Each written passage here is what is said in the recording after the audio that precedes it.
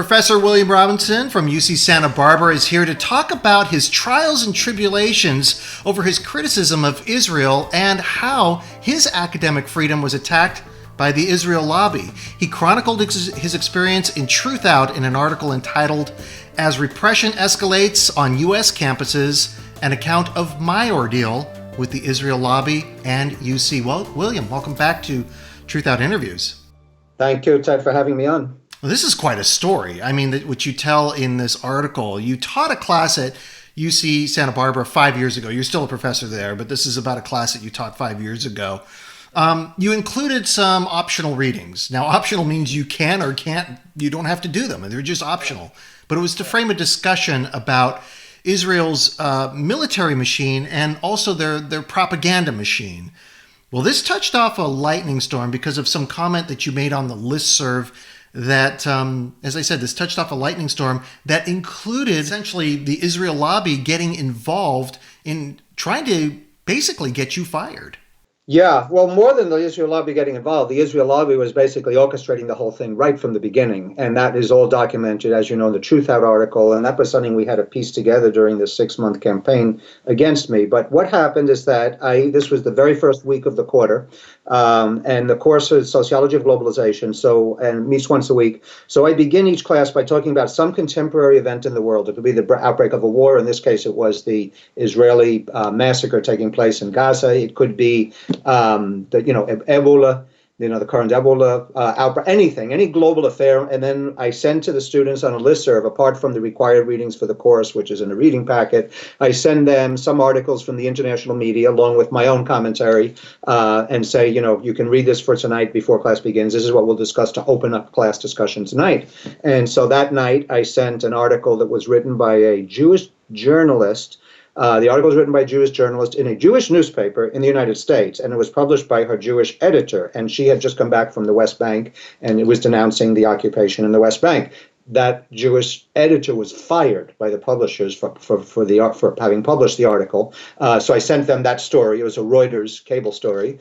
I sent them a photo essay, which I didn't put together myself, and it was juxtaposing. It was circulating on the internet during the Gaza operation, and it was juxtaposing images of the Warsaw ghetto on the one hand and the Gaza ghetto on the other hand. There's a lot of parallels there, and it was juxtaposing those images. And then I wrote my own caption to these two, and I said, this is what we'll discuss tonight. So I sent it to the listserv where students can read or not read, and then I had 80 students. 2 of them they apparently thought, as I put in the article, that they did not need to think about anything new or have their beliefs challenged in my or any courses at the university. I don't know them personally.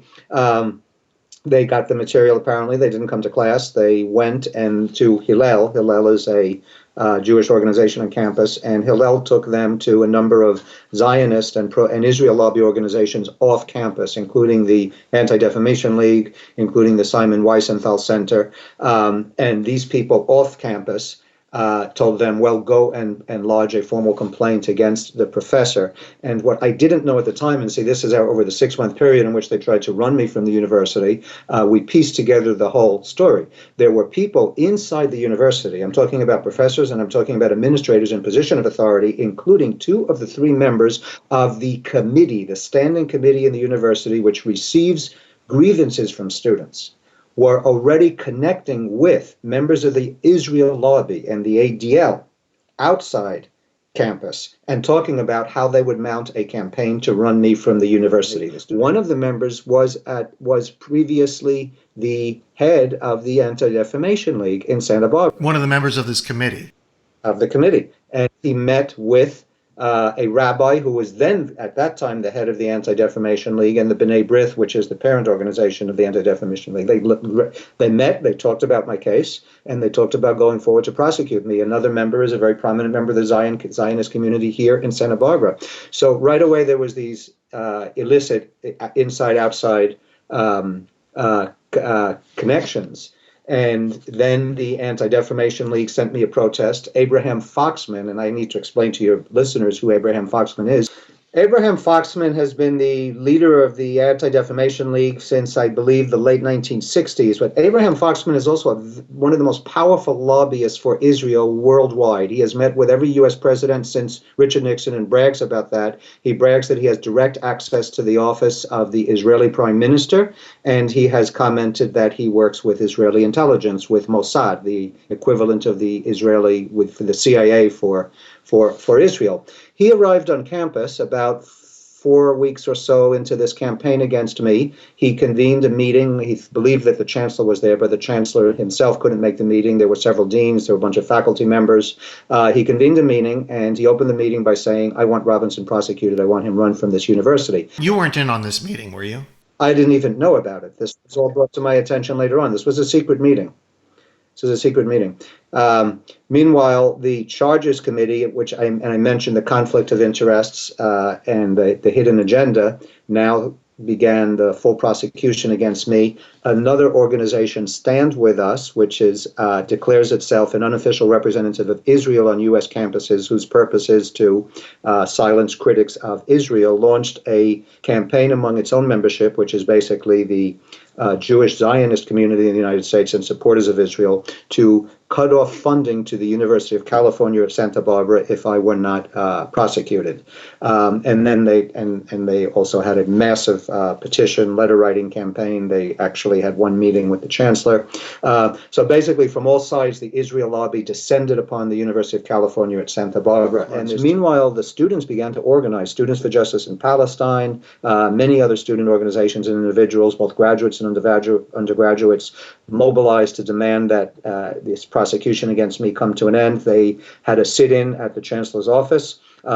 He promised that he would, meet with them and discuss the case and look into it. And so they pulled out. They threatened that they would have a bigger and permanent sit-in. And meanwhile, all over the United States, there was frontline story in the Los Angeles Times and many of the main media in the United States, in Newsweek, I believe, or Time, all over the United States and worldwide, my case began to garner a lot of interest. And so eventually I got not only the students on campus, but the faculty came on board, 100 faculty members and 20 heads of departments, chairs of departments, signed a petition demanding that these charges be dropped and that these irregularities of these university officials be investigated. So the university came under tremendous pressure.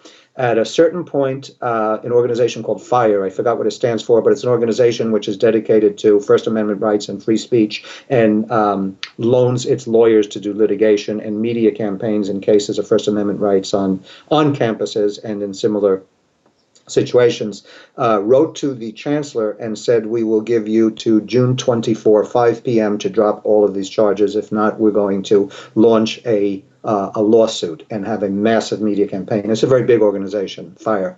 And so at about 4 p.m. on June 24, the university announced that it was dropping the charges against me, and this was the end of a 6-month campaign. The Israel lobby is getting quite desperate, and so it is stepping up its attacks, particularly on U.S. campuses. Why particularly on U.S. campuses? Because the Boycott, Divestment, Sanctions campaign, known as BDS, is most powerful and really picking up steam on U.S. campuses. The latest victim is Stephen Saleta. He's in the news right now. He was offered a job at University of Illinois, Urbana-Champaign, and at the last minute, under circumstances which are very unclear, the offer was withdrawn. Apparently, it was withdrawn illicitly. It had no business being withdrawn at that point. And so that's the latest case. But there have been dozens, possibly hundreds of faculty members who have lost tenure, not gotten tenure, not gotten hired, had their careers completely erupted. Student organizations as well in one university, Northeast, Students for Justice in Palestine was banned. At University of California at Irvine, just a year after my case, 11 Muslim students who had protested the visit made by the Israeli ambassador, and it was a totally peaceful protest, it was a free speech protest, were actually brought to trial on criminal misdemeanor charges and found and convicted. So their lives, are ruined. They have a criminal record now. So this is the type of repression against faculty members and students on campuses. Criminalization and purging. It reminds me of the McCarthy era.